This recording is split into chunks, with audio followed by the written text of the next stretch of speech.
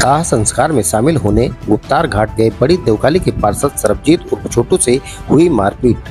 पार्षद से एक सिपाही पर गाली गलौज और मारपीट करने का लगाया आरोप।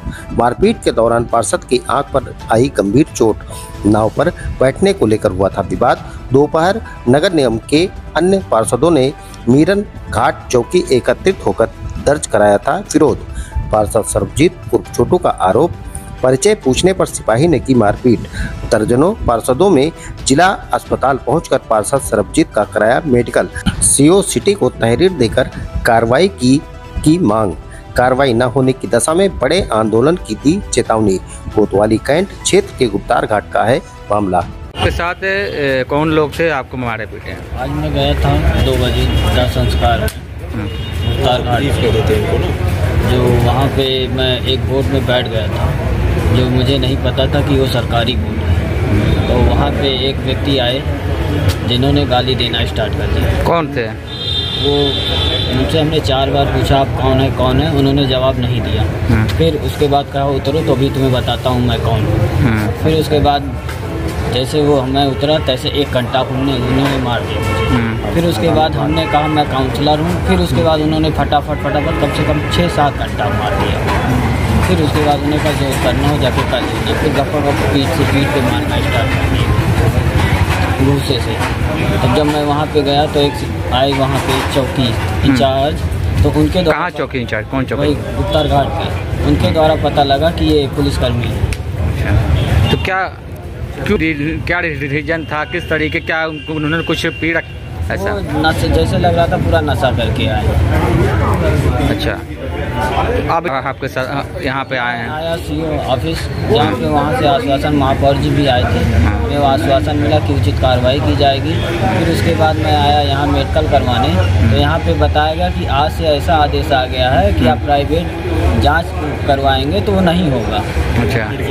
अच्छा। महापौर जी ने 2 बार फ़ोन किया, 3 बार, तो जाके हमारा मेडिकल हुआ है, और जिससे कि मेरी आँख से थोड़ा धुंधला भी दिख रहा है।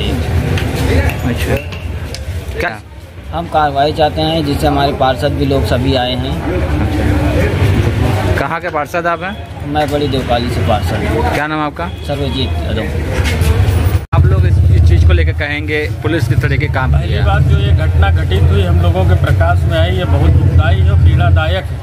हम लोग जनमानस के सेवक के रूप में काम करते हैं, जनप्रतिनिधि हैं। जब हम जनप्रतिनिधियों का ही सम्मान नहीं रहेगा, उस सिपाही ने इनके साथ जो दुर्व्यवहार किया, ये अंत्येष्टि कार्यक्रम में गए थे, जैसे कि हिंदू रीति रिवाज में नहाना धोना होता है, उस परंपरा का निर्वहन कर रहे थे। मान लीजिए अगर किसी की बोट में बैठ भी गए तो ऐसा कौन सा अपराध इन्होंने कर दिया कि उनको इतनी बड़ी सजा देगा कोई? और बिना बात किए हुए ये अपना परिचय भी बता रहे हैं कि मैं पार्षद हूँ, और उनसे अपना परिचय पूछ भी रहे हैं। वो सिविल ड्रेस में है। हमें तो लगता है कि हमें लग रहा है कि वो एकदम नशीले झोंके में थे, कुछ ऐसा मादक द्रव्य का सेवन कर रखा था उन्होंने, और इनके साथ जो दुर्व्यवहार किया, इनको मारा पीटा, आप शब्द भी कहा। जब हम रक्षक ही भक्षक बन जाएंगे तो आम जनमानस का क्या होगा? हम लोग बहुत दुखी हैं, और हमको क्या सरबजीत यादव को न्याय चाहिए। और यहाँ ये घटना घटे हुए 2 बजे से आज 10 बज रही है। 10 बजे तक हम लोग मेडिकल कराने के लिए परेशान हैं। जब जनप्रतिनिधि का ये हाल है तो क्या होगा? अभी तक कोई कार्रवाई नहीं हुई कोई चीज़? अभी हम लोग सीओ साहब के पास गए। सीओ साहब क्या बोले? और माननीय महापौर जी ने संज्ञान में लिया। महापौर जी ने न जाने कहाँ कप्तान साहब तक सभी को सूचित किया, और ये कहा कि नहीं, हमारे पार्षद के साथ न्याय होना चाहिए और कड़ी से कड़ी कार्रवाई होनी चाहिए। सीओ साहब ने विभागीय कार्रवाई करने की संतुष्टि भी दी। हम लोगों को आश्वस्त किया कि हम विभागीय कार्रवाई करेंगे, लेकिन उस एविडेंस के रूप में हमें भी तो मेडिकल का साक्ष्य चाहिए। कल को विभागीय कार्रवाई होती है तो हम लोगों को मेडिकल अगर नहीं मिलेगा, इनका मेडिकल नहीं होगा कि कहाँ चोटें आई हैं, तो हम अपने उस मेडिकल के अभाव में तो बेकार हो जाएंगे। तो कुल मिला के हम लोग बस यही चाहते हैं कि इनके साथ न्याय हो, इनके मान सम्मान की, जनप्रतिनिधियों के मान सम्मान की सुरक्षा करने वाले लोग हम लोगों को सुरक्षित रखें, और जो इस तरह की घटना हुई है भविष्य में कभी ना हो। क्या नाम? बहुत धन्यवाद। मैं विशाल पाल।